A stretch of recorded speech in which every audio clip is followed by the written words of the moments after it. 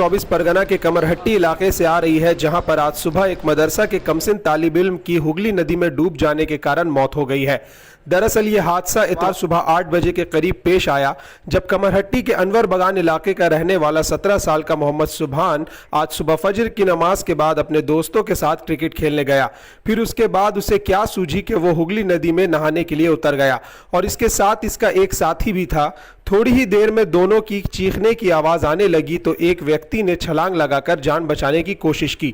मोहम्मद सुभान के साथी को तो इस व्यक्ति ने किसी तरह खींचकर बाहर निकाल लिया, मगर सुभान को वो नहीं बचा पाए। आखिरकार गोताखोरों की मदद ली गई और कई घंटों की मुशक्कत के बाद सुभान की लाश को उद्धार किया गया।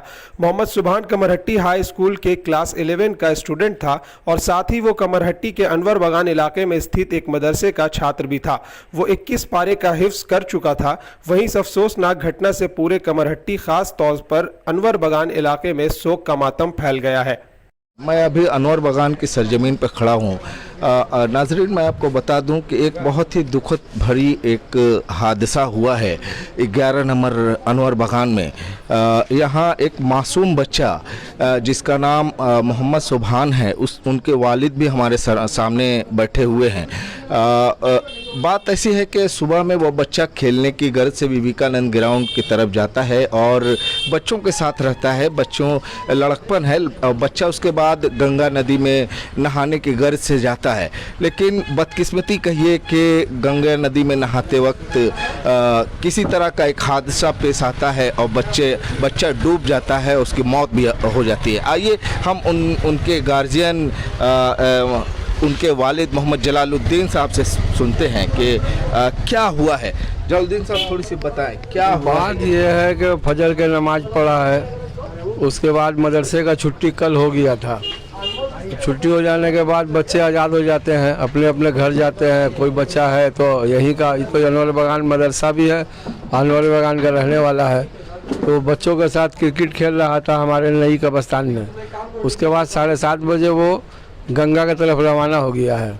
अब रवाना होने के बाद अब वो उधर जा कर के और वो दरिया में नहाने के गर्ज से उतरा है और पानी था नहीं लगा, वो तैरने नहीं जानता था, बस वो डूबने लगा है। उसके साथ ही एक बचाने के लिए कूद पड़ा है।